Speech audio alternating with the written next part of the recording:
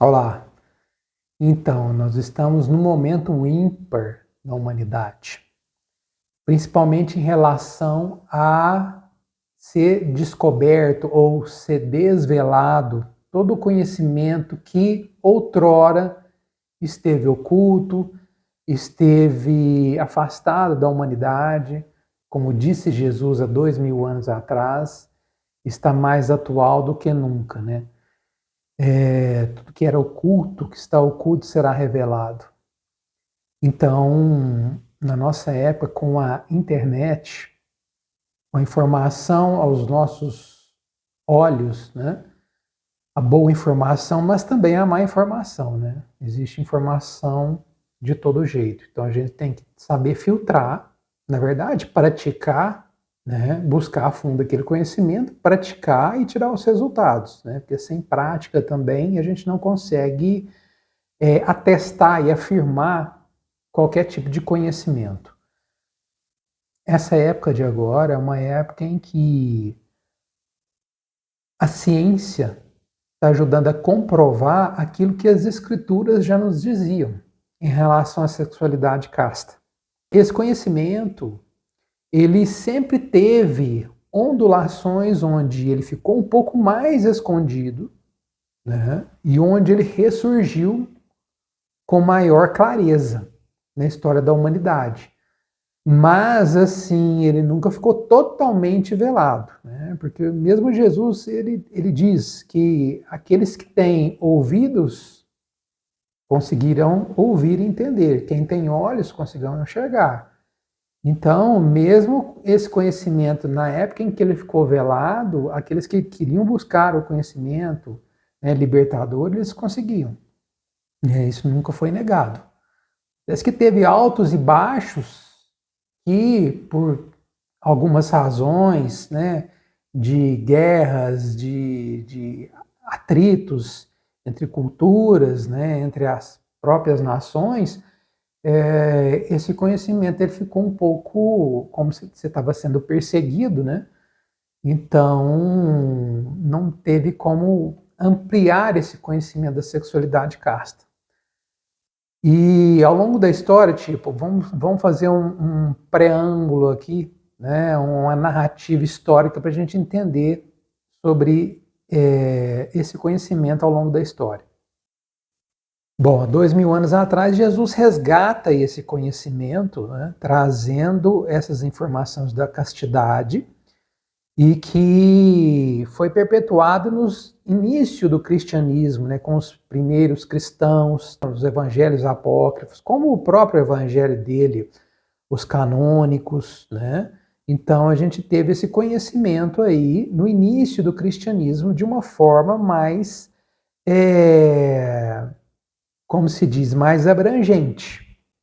Acontece que os bárbaros entraram na Europa e isso acabou que ficou muito obscuro transmitir esse conhecimento, né? A igreja não apoiou muito, a igreja católica apostólica romana não apostou muito e isso ficou no obscurantismo, quer dizer, não teve como divulgar muito esse conhecimento.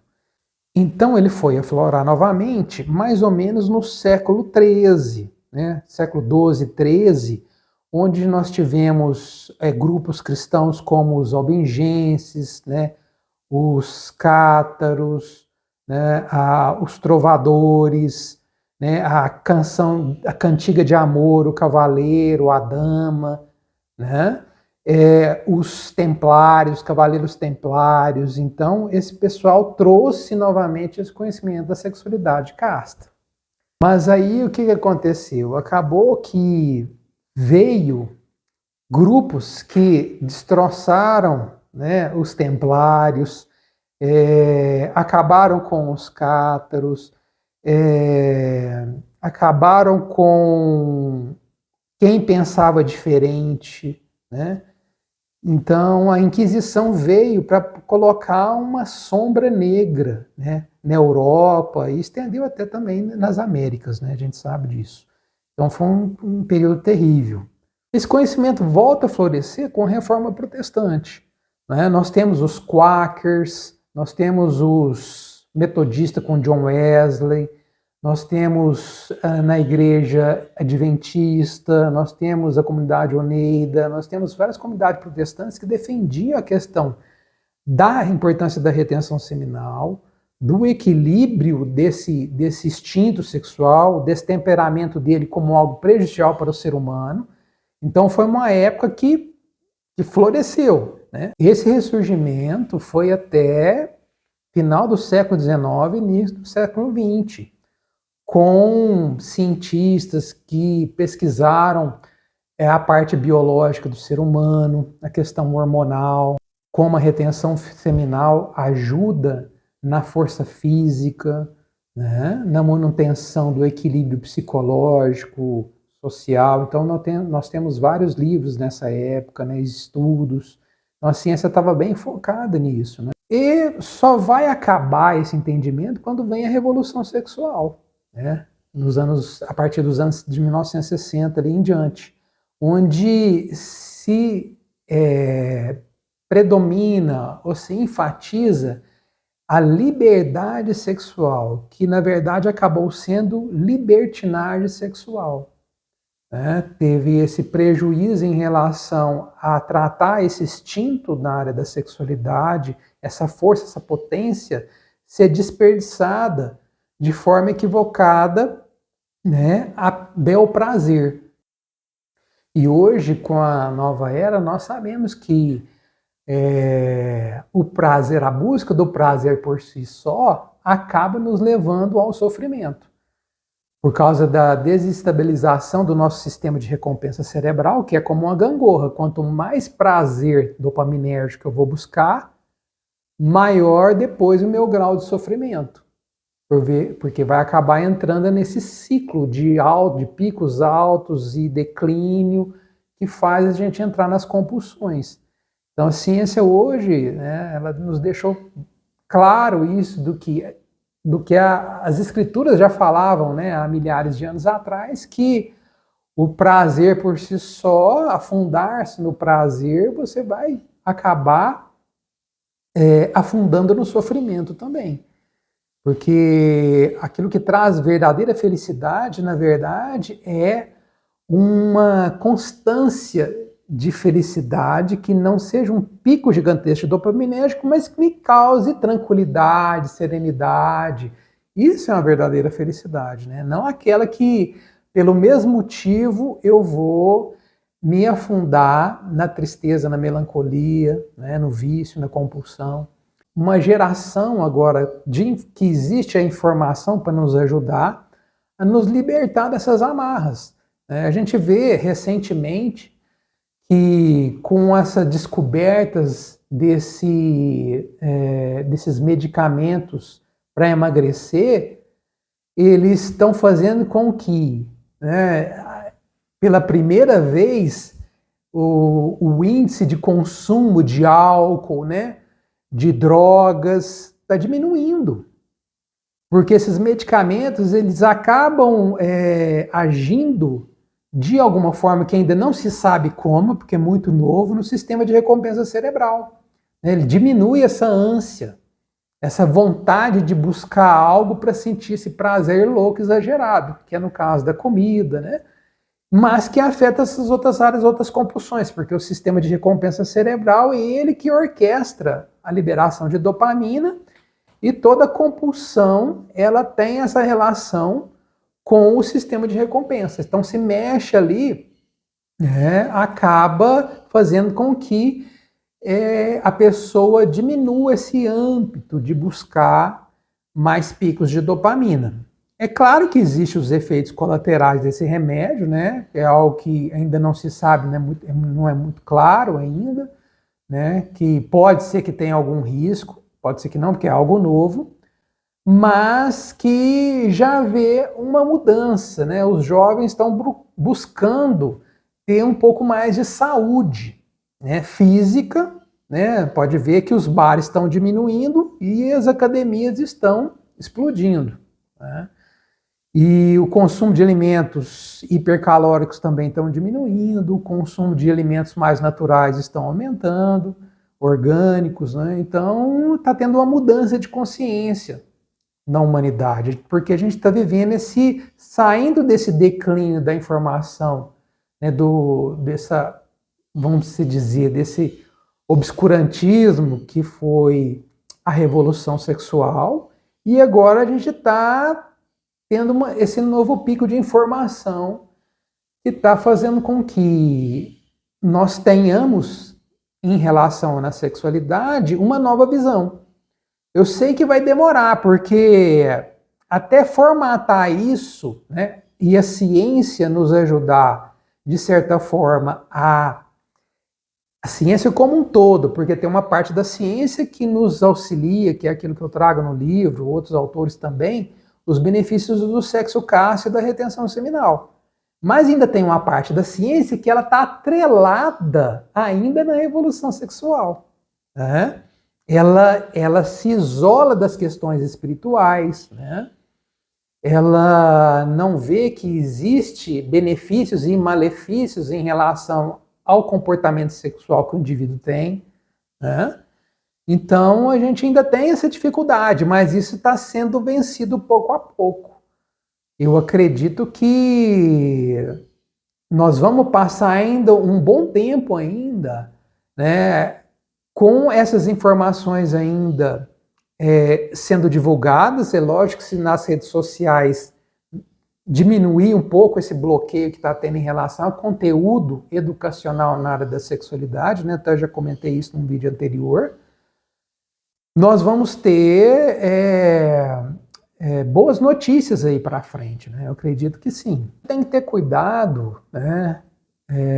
Principalmente eu falo em relação aos jovens, com também essas medicações que andam tomando, né? Tem muitos jovens que acham que podem tomar esses hormônios para ficar, né, cada vez mais fortes, tomar esses medicamentos em relação à compulsão alimentar. Então, uma coisa que eu quero deixar bem claro aqui é que, praticando a retenção seminal e também a sexualidade casta, quando já é casado, você vai ter um vigor físico, né, melhor. Então, é lógico que você não vai virar um bombadão da academia, né? A não ser que você tenha genética para isso, né? No meu caso, eu não tenho, e de muitos outros não tem. Então, tem pessoas que têm isso por natureza, mas não é muitas vezes o que é mostrado, né? Vendido aí na internet, né? Quem toma esses medicamentos não fala que toma. Esses medicamentos, eles têm esses efeitos colaterais, né? E o sexo casto e a retenção seminal trazem esses benefícios sem nenhum tipo de efeito colateral, né? Vai te ajudar a controlar todo tipo de impulso, porque ela regula, né, de uma forma natural o sistema de recompensa cerebral. Então você diminui o consumo de açúcar, de gordura, você diminui o consumo de bebida, de drogas. Na verdade, isso tem que ser extinguido da sua vida, né? Se você quer ainda praticar a retenção seminal e colher todos os benefícios, né? Outro benefício grande é o sistema imune. O sistema imunológico ele fica potencializado, há uma força nesse sistema imune que não deixa de se adoecer. Acaba essas gripes constantes e a percepção, né, da vida em si, da vida em comunidade, a percepção até espiritual, ela aumenta demais. Porque você começa a ter uma limpeza espiritual com essas práticas. Então, com os depoimentos que a gente vai vendo na internet, que a gente vai vendo vocês colocando nos vídeos, né, em todas as pessoas que trabalham esse tipo de conteúdo, isso vai ajudando a fomentar, e isso é importante para que outras pessoas aderem a essas práticas. E esse conhecimento possa ser perpetuado, né, de uma forma abrangente. Então isso é muito importante, por isso que eu acho que vai ainda durante um tempo essa onda, né, de informação benéfica em relação à retenção seminal e o sexo casto. Mas uma hora isso vai cair, porque sempre foi assim, é oscilatório, né? A gente não sabe o que essa IA vai aprontar com esse tipo de conhecimento, né? As redes sociais e tudo mais. Se isso cair em mãos erradas e começar a ser bloqueado de uma forma mais massiva, então nós vamos ter dificuldade, né? Eu sei que a literatura está aí, depoimentos estão aí, e a informação está, por enquanto, mas a gente não sabe até quando. Então, tem que aproveitar, tem que praticar. Uma coisa vocês têm que ter em mente, a retenção seminal e a prática do sexo casto são exercícios e são comportamentos em que você vai pegando a maestria ao longo do tempo. Somente com a prática, né? Que você vai pegando experiência, vai ter no início tem os altos e baixos, tem as recaídas, mas tem que seguir firme. E com o tempo você vai vendo os resultados, né? Não é uma coisa muitas vezes imediata, mas ao longo prazo você vai colhendo esses benefícios e vai olhar para trás e falar: nossa, eu não quero isso nem para o meu pior inimigo, né? Eu não quero voltar ao que me acontecia há tempos atrás. Eu quero, a partir de hoje, ter uma nova vida. Não quero mais, né, me esgotar e ficar exaurido, né, com essa perda seminal, desequilíbrio na área da sexualidade e também em relação a outras dependências, né? É mudar o comportamento. Então, é um comportamento que tem que ser mudado. Comportamento biológico vai mudar, comportamento de atitudes, de pensamento, de sentimento, tudo transforma. Tudo tem que ser transformado também. Não adianta eu trabalhar uma característica da minha personalidade e deixar outras. Então é algo que tem que ser um trabalho completo na minha personalidade. Beleza? Então, vamos praticar? Boa prática, disciplina e colherá os resultados. Ok? Então, um abraço a todos e até o próximo vídeo.